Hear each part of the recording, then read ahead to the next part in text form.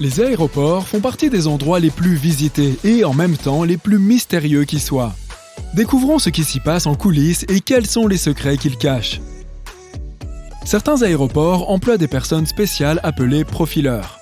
Ces personnes donnent vie à un programme appelé SPOT, Screening Passengers by Observation Technique, qui pourrait se traduire par analyse des passagers par l'observation. Ils analysent leurs gestes et leurs comportements afin de détecter les personnes suspectes. Leur travail consiste à remarquer les signes non-verbaux d'anxiété, les personnes qui se mordent les lèvres, se grattent compulsivement ou regardent beaucoup autour d'elles. Si un profileur remarque qu'une personne agit de façon inhabituelle, il peut la soumettre à une inspection au cours de laquelle il va l'interroger afin d'en savoir plus sur elle et de confirmer ou non ses soupçons. Les agents de l'aéroport peuvent aussi te surveiller tout au long de ton cheminement entre le contrôle de sécurité et ta porte d'embarquement. Certains aéroports disposent de scanners de reconnaissance faciale qui peuvent facilement te suivre à la trace. Ils sont équipés d'un logiciel spécial qui compare le visage des passagers avec leurs documents d'identité. N'oublie pas que si tu ne recharges pas ton ordinateur portable avant le vol, il peut être confisqué. Il n'est pas rare qu'un agent de sécurité te demande d'allumer ton appareil pour le vérifier. Si tu ne le fais pas, ton gadget peut être emporté pour un contrôle supplémentaire.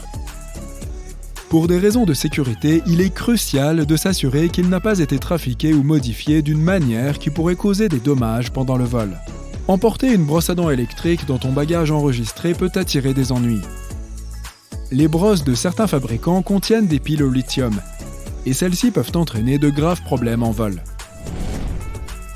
C'est pourquoi laisser ta brosse à dents électrique dans ton bagage enregistré n'est pas une option. Mais tu peux la mettre dans ton bagage à main.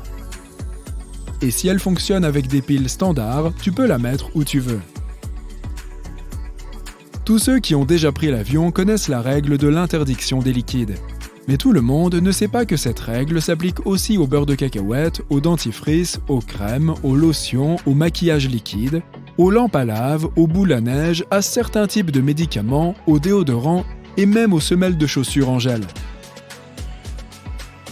Maintenant, intéressons-nous aux pistes d'atterrissage.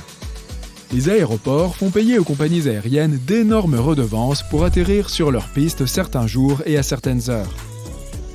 Mais le plus intéressant, c'est que ces créneaux peuvent être échangés. Par exemple, en 2016, Oman Air a payé à Air France environ 75 millions de dollars pour un créneau d'arrivée tôt le matin à l'aéroport de Londres Heathrow. Tu as d'ailleurs probablement remarqué que les prix des billets d'avion ont augmenté au cours de la dernière décennie. C'est à cause des prix extrêmement élevés des créneaux d'atterrissage. Les régulateurs de vol ne contrôlent pas seulement les avions dans le ciel, comme on le voit souvent dans les films, mais ils s'occupent aussi de leurs mouvements au sol. Ils contrôlent également l'éclairage des pistes. Il existe 3 types de contrôleurs aériens, en route, terminal et tour. Chacun de ces contrôleurs a son propre domaine de responsabilité. Un régulateur dispose d'environ 5 écrans et les informations qui y figurent changent constamment, car les écrans affichent les conditions météo et des informations sur les autres avions. Si tu te présentes au contrôle de sécurité et qu'on découvre que tu as quelque chose d'interdit dans ton bagage à main, ne t'inquiète pas, tu as encore une chance de sauver ton couteau suisse préféré. Certains aéroports disposent de services postaux et tu pourras envoyer tes affaires à l'adresse que tu veux. En revanche, les frais d'envoi sont assez élevés et certains articles sont interdits d'expédition.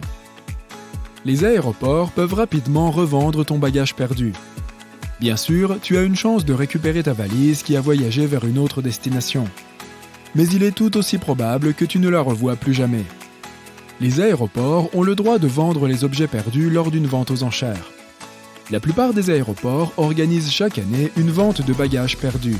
Après avoir payé un droit d'entrée, tu peux enchérir sur des appareils électroniques, des vêtements, des sacs et d'autres objets. Il se peut que tu voyages sur le même vol qu'une star, mais tu ne le sauras pas. Les grands aéroports ont des procédures d'enregistrement et de sécurité séparées pour les célébrités. Elles montent souvent à bord de l'avion directement par une porte cachée située à côté de la passerelle. Certaines compagnies aériennes utilisent également des véhicules privés pour transférer les passagers VIP du terminal à l'avion. La plupart des passagers arrivent à l'aéroport bien à l'avance. Et l'activité la plus populaire en attendant un vol est de se promener dans la zone duty-free. Et même si les gens prévoient rarement d'y acheter quoi que ce soit, plusieurs produits finissent par se retrouver dans leur panier. C'est parce que beaucoup d'aéroports sont conçus d'une manière spéciale qui permet aux gens de se sentir détendus et à l'aise. Il y a de grandes baies vitrées, beaucoup de lumière et des fauteuils confortables. Or, statistiquement, les passagers détendus sont 10% plus enclins à dépenser de l'argent dans les magasins, les boutiques hors taxes et les cafés et restaurants. Les concepteurs d'aéroports réfléchissent beaucoup à leur aménagement. Cela permet d'assurer une circulation fluide des voyageurs. Et le point principal ici est une navigation facile qui les empêche de se perdre. Ils y parviennent grâce à des indices subtils mais très efficaces. Le fait de placer des zones hors taxes entre les points de contrôle de sécurité et les points d'embarquement est l'un d'entre eux. Elles sont censées t'aider à te détendre après avoir passé les contrôles de sécurité et te conduire là où tu dois aller. Le restaurant d'un chef célèbre à l'aéroport ne sera peut-être pas aussi bon que si tu te rendais dans un vrai restaurant. Ce ne sont pas les chefs eux-mêmes, mais des sociétés de restauration spéciales qui sont responsables des points de vente dans les aéroports. L'une des raisons de la moins bonne qualité des aliments est la sécurité extrêmement stricte qui entoure les livraisons dans les aéroports, y compris pour la nourriture. Tu pourras toujours manger un bon repas, mais ce ne sera pas la même chose. Maintenant, parlons d'une autre façon dont les aéroports te manipulent pour te faire dépenser ton argent. Ils te font traverser les magasins duty-free rutilant directement après le contrôle de sécurité. Mais le plus curieux, c'est que l'allée qui traverse ces magasins est généralement orientée vers la gauche. C'est parce que la plupart des gens sont droitiers. Cela signifie qu'ils utilisent leur bras droit pour tirer leurs bagages et qu'ils ont tendance à regarder vers la droite lorsqu'ils traversent les magasins. Lorsque la zone duty-free s'incurve vers la gauche, il reste plus d'espace sur la droite, là où les passagers ont le plus tendance à regarder. As-tu déjà remarqué le nombre de miroirs dans les aéroports ? Ils sont placés stratégiquement pour faire paraître les aéroports plus grands et créer une illusion d'espace. Cela contribue à réduire le sentiment de claustrophobie et rend l'expérience de l'aéroport plus agréable pour les voyageurs. Si tu as le choix, n'échange pas d'argent liquide à l'aéroport. Tu n'y obtiendras jamais un bon taux. Ceux qui n'ont pas acheté de monnaie locale à l'avance peuvent en commander en ligne et la récupérer à l'aéroport. Certains services n'ont besoin que de quelques heures de préavis pour une telle commande. Ou alors, il peut être encore plus judicieux de retirer de l'argent dans un distributeur à ta destination finale. As-tu déjà prêté attention aux codes des aéroports ? Les plus utilisés sont ceux à 3 lettres. Pourquoi 3 ? Dans les années 1930, aux États-Unis, les pilotes utilisaient les codes de ville à 2 lettres du service météo national pour se référer aux aéroports. Mais rapidement, le nombre d'aéroports dans le pays a dépassé le nombre de ces codes. C'est pourquoi les compagnies aériennes ont élargi ce système en ajoutant une 3e lettre. C'est ainsi que LA pour Los Angeles est devenu LAX. Mais même s'il ne devrait pas y avoir 2 aéroports avec le même code, certains de ces codes se ressemblent tellement que tu peux facilement les confondre. Par exemple, un aéroport au Bangladesh porte le code CGP, tandis qu'un autre en Argentine porte le code CPG. Même s'ils sont très éloignés l'un de l'autre, ne te trompe pas de destination.